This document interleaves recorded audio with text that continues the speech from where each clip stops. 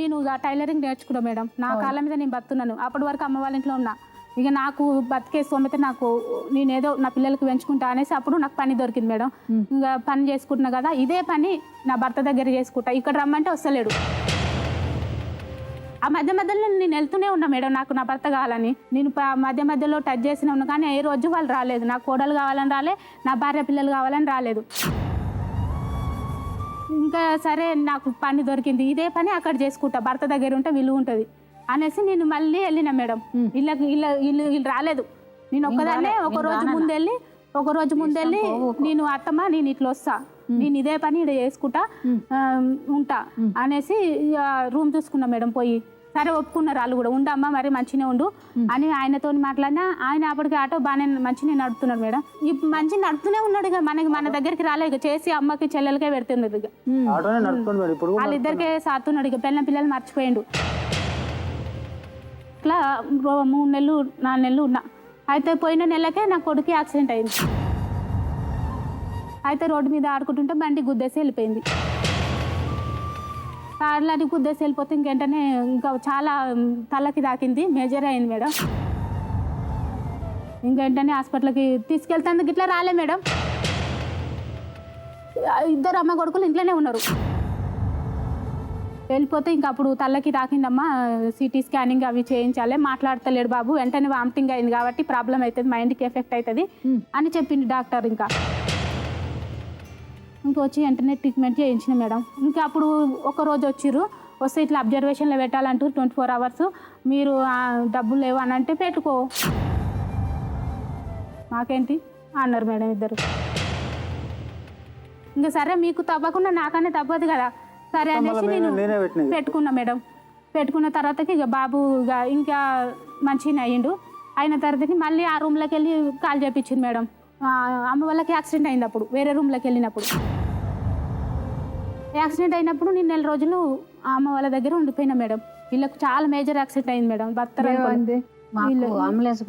గుద్దింది madam వీళ్ళకి. అయితే ఇక అక్కనేమో హాస్పిటల్ ఉంది, నేను వండి పెట్టడానికని నేను వెళ్ళిపోయినా. 4 రోజులు వెళ్ళిపోయేసరికి మళ్ళీ అప్పుడు ఖరాబ్ అయిపోయింది మేడం మనిషి. ఇంకా ఖరాబ్ అయిపోయి సిగరెట్లు మొత్తం రూమ్ నిండా సిగరెట్లు కంపు చేసేసిందంట. ఓనర్ వాళ్ళు నాకు ఫోన్ చేసి వెంటనే కాల్ చేయాలమ్మా మీరు, మొత్తం మా ఇల్లు అంతా గలీజ్ అవుతుంది అని అంటే సరే అని మళ్ళీ వచ్చి ఇంకో రూమ్లో పెట్టుకున్నా మేడం. ఎట్లయినా సరే నేనేమనుకున్నా, చచ్చినా బతికినా నేను ఇటే ఉంటా కానీ మీ దగ్గరికి రానని వీళ్ళతో ఛాలెంజ్ చేసి వచ్చిన మేడం. నేను ఆ రూమ్లో మా పాప ట్యూషన్కి పంపించిన మేడం. ట్యూషన్కి పంపించి వచ్చింది, ఇంకా ఆ రోజు కూడా తాగేసి వచ్చిండు. పంపించి వచ్చింది పాప, వచ్చింది రాగానే మంచం మీద వేసి ఇక కొట్టేస్తుండు. అదే ఇక నైట్ అయింది, ఇక తాగేసి వచ్చింది, కొట్టింది. ఇక తాగి కొట్టడమే, తాగితే ఏమి కనబడదు కళ్ళకి ఆయనకి. ఇక పాపని కొట్టింది మేడం. పాపని కొడితే నేను ఎదురు వెళ్తే నేను ఇట్లా మిషన్ కుట్టుకుంటా, నా మిషన్ మీదకి వెళ్ళి ఇట్లా తన్నేసిండు. తన్నగానే నేను కింద పడిపోయినా. పడగానే నన్ను కూడా చెంప మీదకి వెళ్ళి ఆడిట్టు కొట్టేసిండు. అలాంటి వాళ్ళది నిజమైన ప్రేమ కాదు, అది వ్యామోహం. ఎగ్జాక్ట్లీ చిన్నత్త, నిజంగా ప్రేమించుకున్న వాళ్ళు అలా చేయరు. ఎంత మనసు విరిగిపోతే కన్న కూతుర్ని పట్టుకొని మా దృష్టిలో చచ్చిపోయా ఉంటుందా తల్లి? అది సరే అమ్మా, తన కూతురుతో తన మాట అనేటప్పుడు ఆమె మాటల్లో వ్యథ, కళ్ళల్లో బాధ గమనించావమ్మా?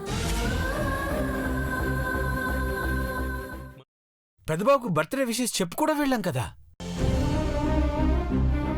ఊరికే ఎలా కాలిపోతుంది? మంట పెడితేనో పడితేనో తగలబడుతుంది.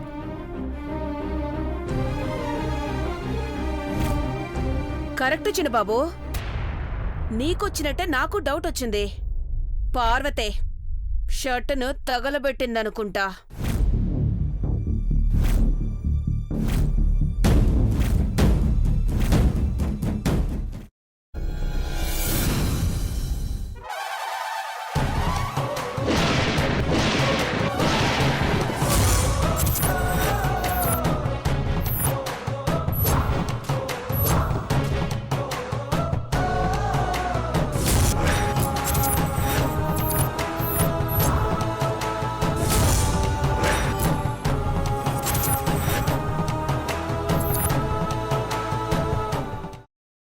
తర్వాత పొట్టు తీసేసి చాప్ చేసి పక్కన పెట్టుకోవాలి. ఒక ప్యాన్లో కొద్దిగా నూనె వేడి చేసి అందులో ఆవాలు, మినప్పప్పు, శనగపప్పు, కరివేపాకు, సన్నగా తరిగి పెట్టుకున్న ఉల్లిపాయలు వేసుకుని 1 నిమిషం పాటు వేయించుకోవాలి. ఆ తర్వాత కాల్చి కట్ చేసి పెట్టుకున్న వంకాయని కూడా అందులో వేసుకుని బాగా మిక్స్ చేసి బౌల్లోకి ట్రాన్స్ఫర్ చేసుకుని అందులో తగినంత చిక్కటి పెరుగు లేదా పల్చటి పెరుగు వేసుకుని మిక్స్ చేసి అన్నంతో కానివ్వండి, చపాతీతో కానివ్వండి సర్వ్ చేసినా చాలా బాగుంటుంది.